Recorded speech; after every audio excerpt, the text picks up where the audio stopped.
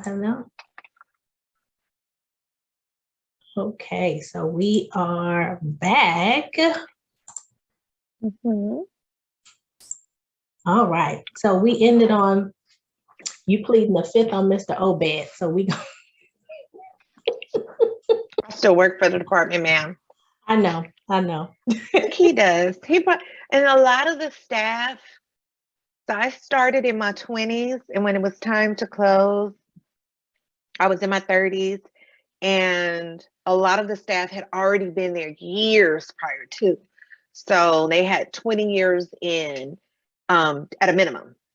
And when they went into the field, many of them, that's not what they were hired to do. They were hired to do residential care. So a lot of them end up retiring, with their full medical, blah, blah, blah, because all you needed is 25 years.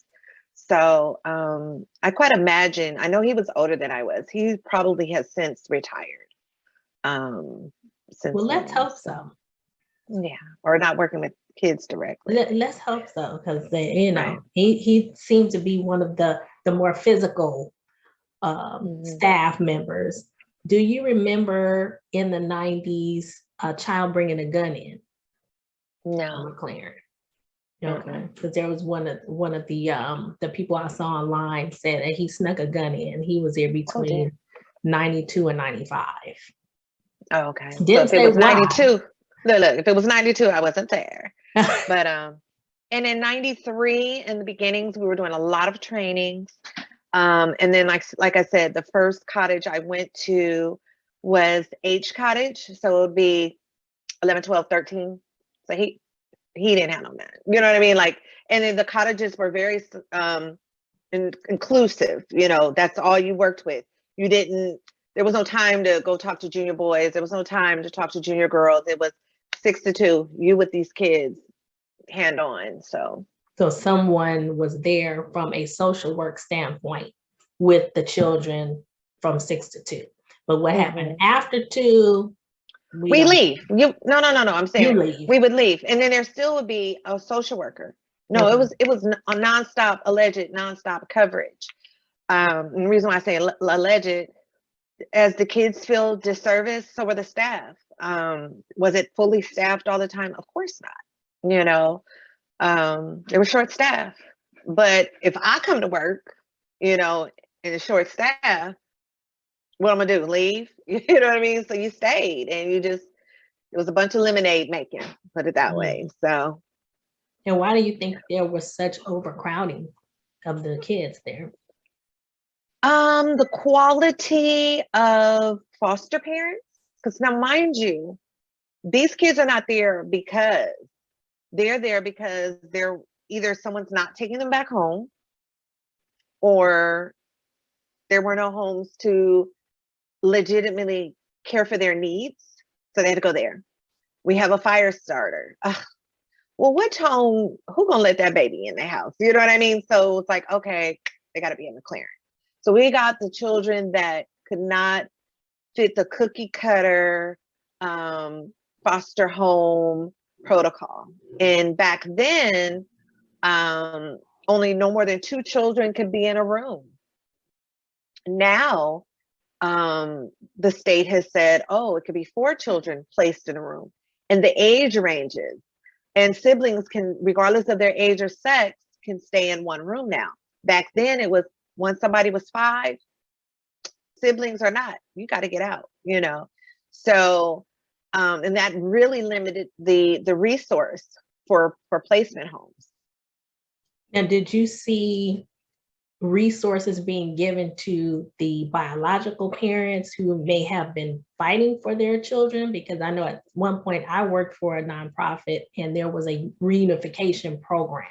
So I'm wondering, for those children who were removed, if the parents were even offered an opportunity to become better parents, get them back, or it may not even be that they were bad parents. Maybe it was just a situation where they came from poverty. They just had very limited opportunities and resources to try to keep their kids fed and housed and going to school.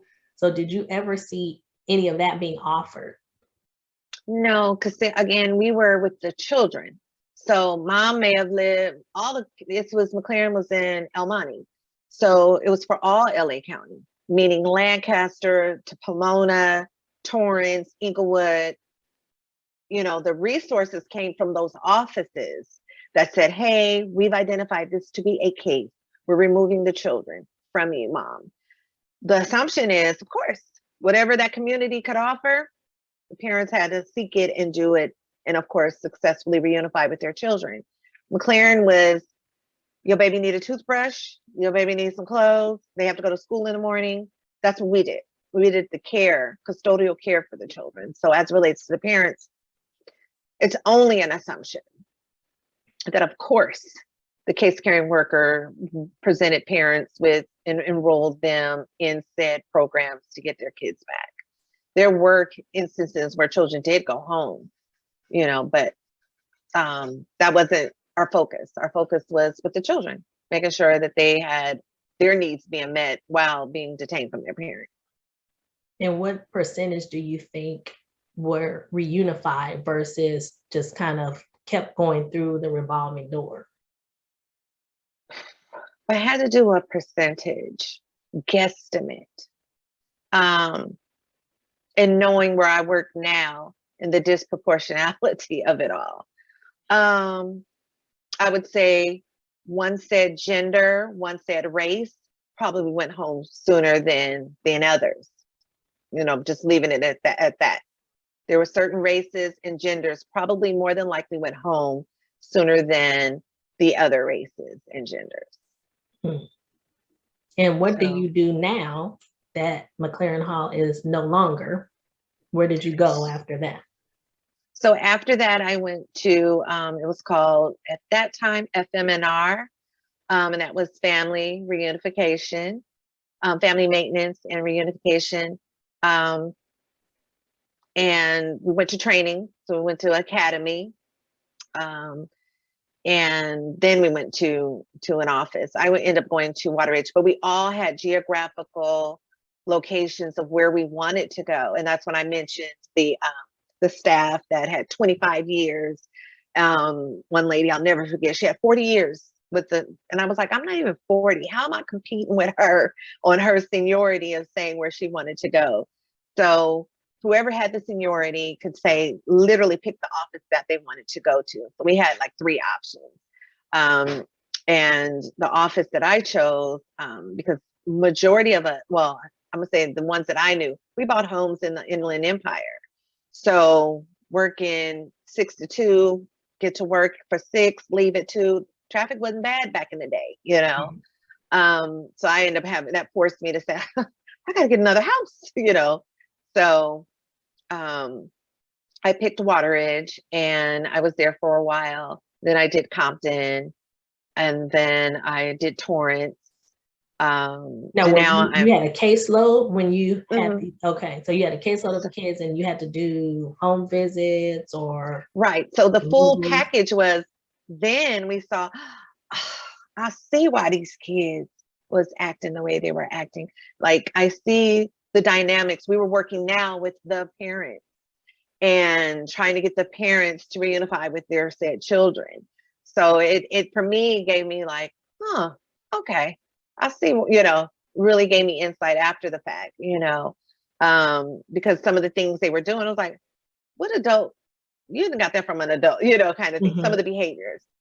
But moving forward, to date, being a supervisor over a resource family support is we're now overseeing the foster parents, the grandparents that become, foster parents or community caregivers.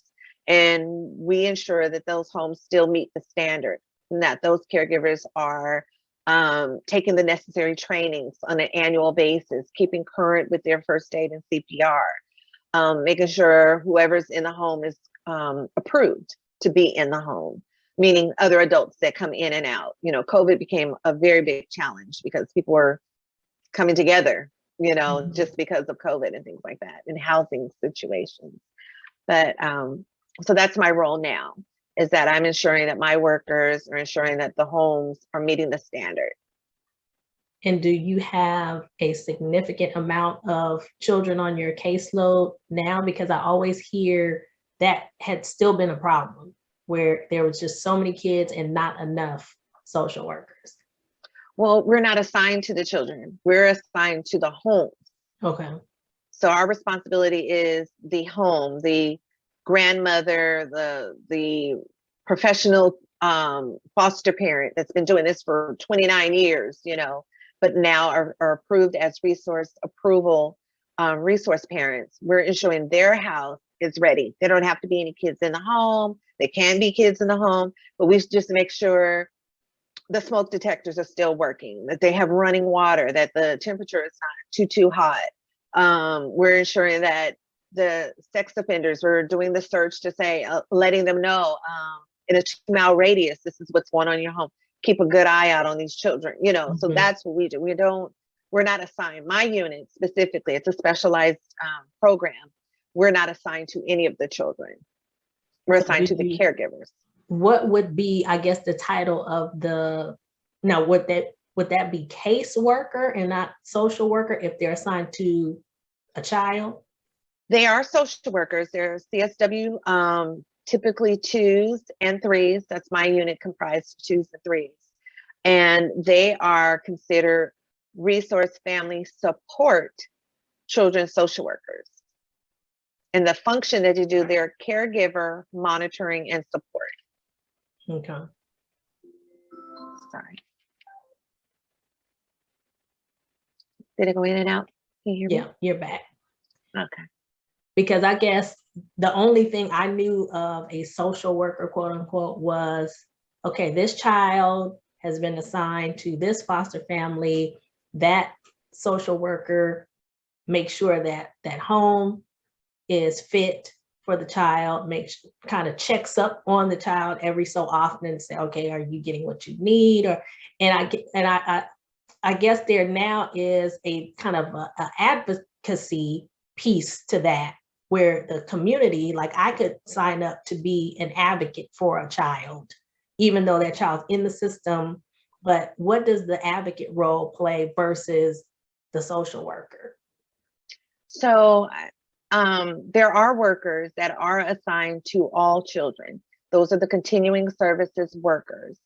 Those are the workers that are assigned to the mother as well. Like, mom, got to get it together. Your baby's in grandma's house.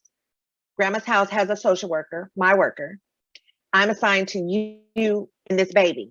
Are you not going to do the programs to get yourself together? Yes, no, maybe so. Yes, great. Your success is my success. Take the baby from grandma's and put the baby over with mom and see the whole case through till it ends. Those are workers. That is a continuing services worker. But again, you have the licensed worker. That's my worker. So consider like a licensed worker. We're over that house. So if grandma, heaven forbid, spanks a child, and during a visit, mom says, "Whoa, where'd you get these marks?" Because mom is visiting with her child. And the child says, "Oh, grandma hit me." Now they're saying, "Uh-oh, there's a worker who's going to come out and investigate grandma." Even the California Community Care Licensing is going to come out and investigate grandma. My worker is to say, "So you got your findings. What do you need her to do?" "Oh, she needs to know how to not use corporal discipline. We got to find a training for her to go to, because she was trying to correct behavior. She wasn't trying to hurt him. She just went to her old thinking." We say, "Miss So-and-so, we need you to take these trainings. Once you take these trainings, you'll be good, but don't do it again." And we write, and that's just a made up scenario. But they promise and swear that they won't do it again. They didn't realize that, or they'll give us the systemic. My mama whipped me, my great granny whipped me, I whipped mine, now I'm gonna whip this one if he do boo boo boo boo boo. We'll be like, huh. So we're talking many, many moons of generational things, of Right. certain things happen. But my workers have a way to say, it's just not right. Lawfully, you're not supposed to do it. We can do some other things. Maybe the baby needs some counseling, in-home counseling. Maybe you need a parent partner, grandma, to try and help you address some of his issues and the things that he's doing to make him conform to your don't sit on the white couch. Maybe not have a white couch now. I mean, there's just a lot of things that we can do to try and convince grandma to do it, quote unquote, the right way. And I always say it's not even a right way. It's a different way, different way of thinking. Try it, it won't hurt. But to answer to your question, yes, there are workers that are assigned to the children and the parent. An advocate, it could help the community. Advocacy gets really gray because some of our parents say, the worker took my kids because, and they will tell you in their opinion why the children were taken. And you as an advocate, you're not really knowing the full or not even privy to the said court scenarios. You may think what mom is saying is also very true, but in actuality, mom may have omitted one of the major components of why her children were detained. So it's very important to really, it's difficult to say how an advocate can truly help, because we can't say, well, let me give you the petition why mom is, no, that's, like you're not privy to that. Mm-hmm. You can only go by with the mom saying, hey, I need help and I need someone to help me channel through or navigate through the department.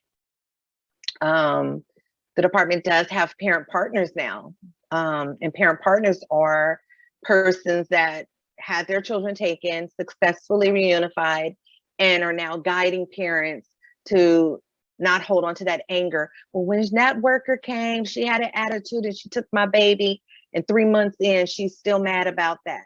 And court proceedings are still going. Mom hasn't gotten into a program, she isn't testing. And so the parent partners early in say, hey, I've been there, I've done that. That's not gonna help. You've gotta trust me in this. Get enrolled in your program, start testing. Trust me, this happened to me. You can do it. See, showing pictures. I got my babies back. So parents are so more when you say testing, you mean drug testing? Drug testing, okay. Yeah, I'm sorry, I apologize. So the parent partners are true to form. This happened to me. Trust me, this is what I did. I was there, what you did. And parents go, okay, I believe you. Me as a supervisor now, and when I was a supervisor for CS, when my workers were assigned to work to the families, come on, ma'am, you can do it. That's not gonna happen. I couldn't walk in her shoe to say, right. Look, other than saying, if you follow the court, my worker write a report, I will recommend to the judge, because that's what all we're doing is recommending to the judge the fact. Mm-hmm. And it's up to the judge, of course, to say, release the children to the parents. So because there was a program, I can't remember the name of it now. And a friend of mine who was telling me, well, you may want to think about this advocacy thing because it does take a lot of your time, and you could be assigned a child who is, I'm in LA, they could be in Riverside, or they could be in Rancho, and you're supposed to, as an advocate, show up to their court hearings or go visit them at the home. They may be in a foster home and maybe they need hair care products or whatever the case may be, or they might need the access to the resources for applying for college or applying for a job and things like that. So that is, I guess, the community kind of advocacy program that I had heard about. But you do have to make sure you're available and make sure that when you say you're going to do something for that child, that you follow through, because they're already dealing with so much and being let down, disappointed, abandoned, what have you. So if you tell the child you're going to show up, you need to show up. Mm-hmm. And you can't really pick and choose. It's called a CASA, I think. Right. I think she was talking about a CASA. If it's connected with the court, a CASA. Yes. Yeah. Okay. Because I was like, oh, yeah. I know about a CASA, but that's all. Okay. Mm-hmm. Yeah. Mm-hmm. So a CASA, we used to joke and say, oh, they were retired women, wives of judges. Mm. And so we did see some, they were, retired, but they were the wives of judges. And they had that time. They had the resource to say, I'm not doing nothing, my husband on the bench and I can go and see a kid, and give back. So, again, a 50-50, I've seen some really great CASAs. And then I saw some CASAs that they had their own agenda. It's like, you're not listening to your client. Your client says she don't want to go to cosmetology school, but you pushing for her to go to So it's sometimes it was like, are you listening to your client? So but it is something that, I'm glad you mentioned that. If you cannot be committed, these kids have been, if someone's at an advocacy point, that means they've had so many letdowns, because your first advocates typically are your mom and your dad. Then it's grandma, grandpa, then it's the godparent. That's our typical, who's your greatest advocate. This is, your biological. And then when those are removed for whatever the reason, then you have the foster parent, you have that social worker, then you have another social worker, then you might have another foster parent. I mean, it's loss. So a lot of loss and letdown. Certain schools, I know the department is getting better at trying to keep kids at their school of origin. My favorite phrase is, if the kids can't have their parents, at least they can have each other. Really, really trying to keep siblings together. And to the parents, I'm okay if you say, I just can't stop using drugs. I tried, it just won't work. Well, okay, well, help me find someone that you trust that could raise your babies while you need the help or the time you need, whatever the case may be. So really, the department has gotten better, I believe, by really interviewing the parents and saying, where's the bio dad? I know he wasn't with you right here, but where is he? Where is his mama? Where is his sister or cousin? Really trying to support family ties. So. Well, that is wonderful. I'm glad to hear that there's more reunification happening in this day than there has been in the past. So I'm going to wrap it up for now, but I definitely am going to be speaking with you again, because I need to speak to some more staff up in MacLaren. So, whoever you can find that is still with us, let me know. They'd be willing to talk, and I'll get their feedback on their experiences, especially if they were there prior to your time. If they were there, 70s, 80s, anybody. All those, I would assume all those people, for real, they're not in the workforce. And they don't 70s, have to be, but I'm just thinking alive, I don't even know how looking left, looking right, because I was one of the young, these people already had 40 years.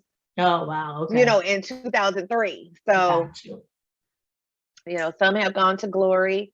We're just speaking of that. And there was a youth that reached out to me on Facebook, and she said she remembered me, and I was like, is it good or bad? and I text her, every once in a while, just because the thought of, what, do I ignore her? No, I don't take much to say, hey, how you doing? I said, oh, would you be willing to talk to a podcast? And she immediately said, oh, I don't think they want to talk to me because I don't feel like I was treated right. I was like, oh, well, I do. Lord. I definitely want to talk to her. I said, oh no. But it's a gray line between treat right and somebody telling you, no, you cannot do something is very gray. Your kid want to get up right now, want to go outside, don't eat dinner, but want to have ice cream right now. Mom more than likely is going to say no. You're the worst mom ever. I hate you. I'm running away. I'm being facetious, but a no answer is, she always telling me no. No for your own good, comma, for your own good, type of thing. So it's very great when someone says, I wasn't treated right there, because they used to tell me no. Well, no. What was you trying to do? Yeah, most of the stories that I've been seeing have been abuse, neglect, sexual abuse. Some of these survivors haven't even gotten anywhere with trying to pursue a court case because it was physical abuse and not sexual abuse. It seemed like the focal point has been sexual abuse with some of the survivors and trying to litigate. So, but yeah, if she'd be willing to talk to me, I definitely love to have her. Yeah, and So, I know some of the youth back in the day, there was someone else doing this years ago, and it was all about not all about compensation, but the youth would want to know, well, am I going to be compensated for my time? I don't know. You know what I mean? no, So I know that would be a question she probably no. asked, you know, because I don't know if they I'm not working. either. Right. No, no, no. I mean, but I'm just saying, you have to think of the population. Yeah, So but she may, we'll see. yeah, I will let me ask know. what kind of information I could pass on, or if Yeah. you have a link. And some Um, people just want to be heard and mhm, tell their stories. Some want to be anonymous, but they still want to share the story because it could not only help them to heal, but it could help someone else that right. has gone there or is dealing with it currently. You Mhm, just never know. A lot of times, the trauma is still ongoing with people in their 40s now that were at mhm, MacLaren or in the foster care system as very young children. mhm, So, I mean, the compensation at this point would be just you trying to help yourself and help someone else to mhm, speak out and to heal. That's really all I can say at this point. But right. but let me know.